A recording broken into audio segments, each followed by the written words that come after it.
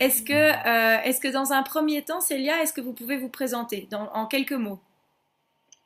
Donc, je suis écotoxicologue, je suis biologiste à la base, mais je me suis spécialisée dans tout ce qui concerne les polluants et tout spécialement dans leurs impacts sur les écosystèmes d'eau douce, donc les rivières et les lacs.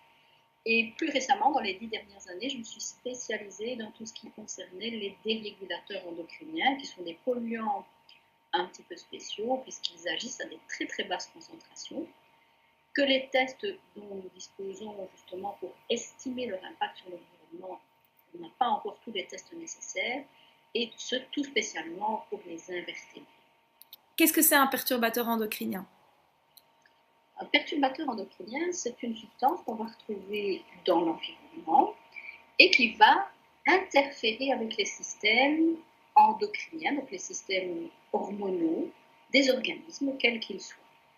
Et donc, comme ces systèmes hormonaux, ils sont finalement dirigés par des concentrations très très basses en hormones, ça veut dire que ces polluants, à des concentrations très très basses, qui ne sont pas toxiques quelque part, eh bien, ils peuvent avoir des impacts qui sont parfois très forts.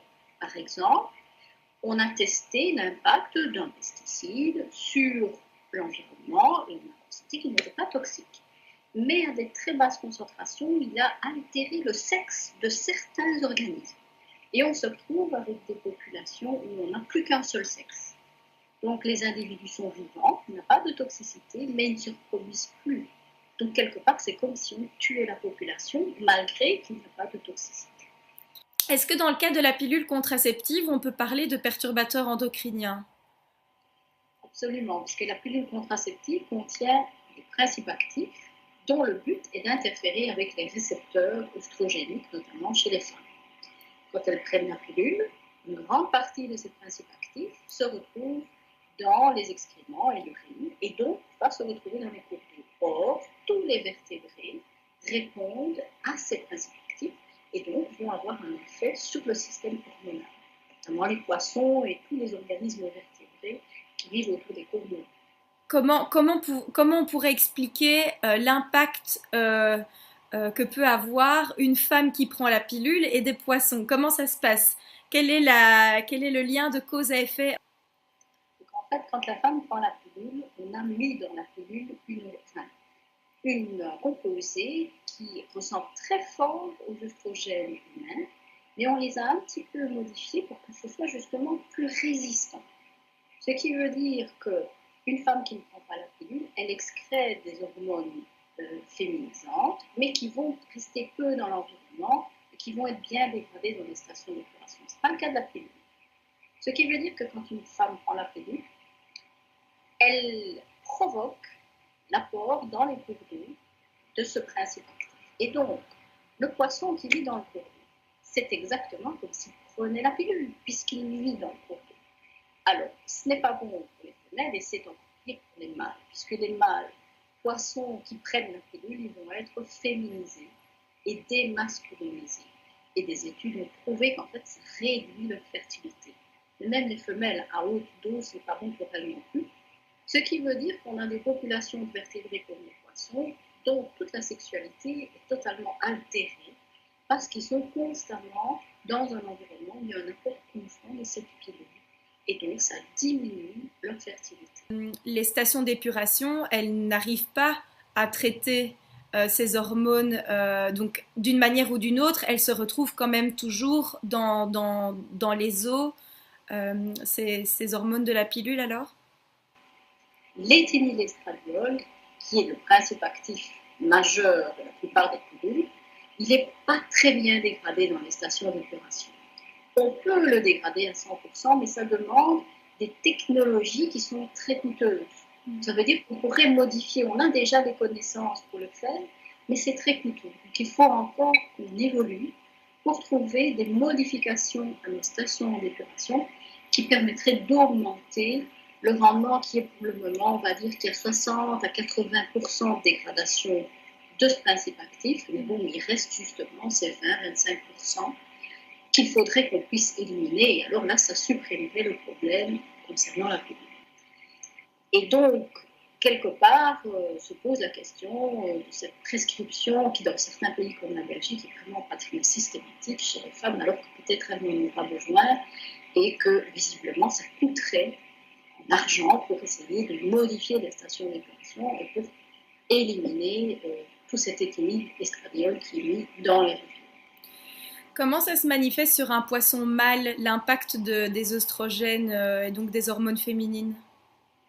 Donc il y a deux problèmes. Si vous agissez sur un poisson qui est dans les premiers stades de sa vie, vous pouvez avoir une inversion du sexe, c'est-à-dire que lorsque l'organisme est encore en train de se développer, vous pouvez avoir des sexes ratios, qu'on appelle, qui vont être modifiés, c'est-à-dire que vous n'aurez pas moitié de mâles et moitié de femelles qui vont éclore hors des œufs, vous aurez que des femelles.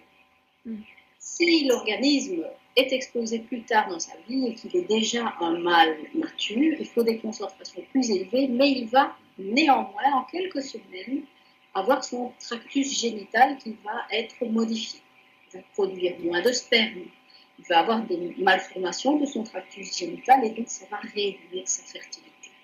Il y a un argument qui revient très souvent, d'ailleurs que vous avez entendu pendant le colloque de Liège, c'est une femme qui est enceinte rejette tout autant d'hormones dans la nature qu'une femme qui prend la pilule contraceptive. Est-ce que vous pouvez expliquer en quoi c'est différent et du coup pourquoi on ne peut pas faire la comparaison entre une femme qui prend la pilule et une femme qui est enceinte? Ce n'est même pas que les femmes enceintes. Une femme non enceinte qui ne prend pas la pilule émet aussi des hormones naturelles. Et c'est vrai que quand vous comparez les quantités d'hormones émises par la population de femmes qui ne prennent pas la pilule, elle est beaucoup plus grande. Mais la différence, c'est que ces hormones naturelles, elles sont vite dégradées dans l'environnement et en plus, leur pouvoir d'action, notamment sur le poisson, il est parfois jusqu'à 25 fois moins élevé. Lors de ce colloque justement à Liège, il y avait eu aussi une réaction qui m'avait un peu interpellée, que je trouvais intéressante d'approfondir. C'était une jeune femme qui avait dit de mettre tout ça en avant, de montrer que la pilule peut à terme être polluante. C'est en quelque sorte culpabiliser les femmes qui la prennent. Qu'est-ce que vous auriez à répondre à ça? C'est une question qui est un petit peu délicate parce que c'est vrai, on ne peut pas le nier, le fait que beaucoup de gens prennent la pilule, c'est mauvais pour l'environnement. Mais comme je l'ai dit lors du colloque, il y a des tas d'autres choses que nous faisons qui pourraient nous culpabiliser tout autant. Le fait d'utiliser des détergents, d'utiliser des tas d'autres produits qui sont des dérégulateurs endocriniens. Donc, oui, c'est vrai. Personnellement, il y a des habitudes de vie que j'ai changées pour éviter, mais on ne pourra jamais éviter à 100% l'émission de ces perturbateurs endocriniens. Donc, il faut quand même qu'on puisse améliorer les techniques d'épuration. Et je pense que ce n'est pas bien de culpabiliser les femmes, mais je pense aussi que ce n'est pas bien, c'est pour ça que je trouve votre démarche très intéressante, que ce n'est pas bien d'obliger, d'influencer les femmes à prendre la pilule quand on sait que ce n'est pas bon pour l'environnement et qu'elles n'en ont peut-être pas besoin, voire que ce n'est pas bon pour elles aussi. C'est plutôt ça, ma démarche, c'est d'attirer l'attention sur le fait que ce n'est pas bon pour l'environnement. Donc si ce n'est pas vraiment nécessaire, il vaut peut-être mieux ne pas l'utiliser. Tout à fait. Aujourd'hui, il y a la marche pour contre le réchauffement climatique à Bruxelles et tous ces jeunes qui défilent dans la rue. Qu'est-ce que vous en pensez de cette démarche de ces jeunes par rapport à ce sujet spécifique qui est plus ou moins relié à ce dont on parle là maintenant?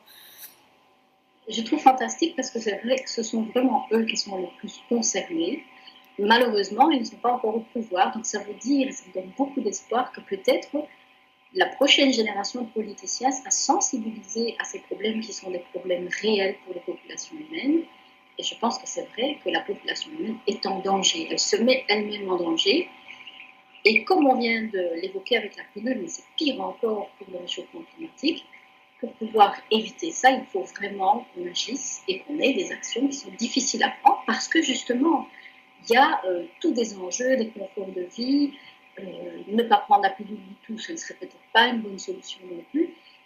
Mais c'est bien qu'ils en aient conscience et j'ai beaucoup d'espoir que la prochaine génération pourra mieux intégrer et avoir le courage, finalement, de se poser les questions que vous vous posez et qu'on ne se posait pas il y a une dizaine d'années. C'était, vous alliez chez le gynécologue, ah ben voilà, la pilule, vous ne la prenez pas, prenez-la. Ça ne va pas plus continuer.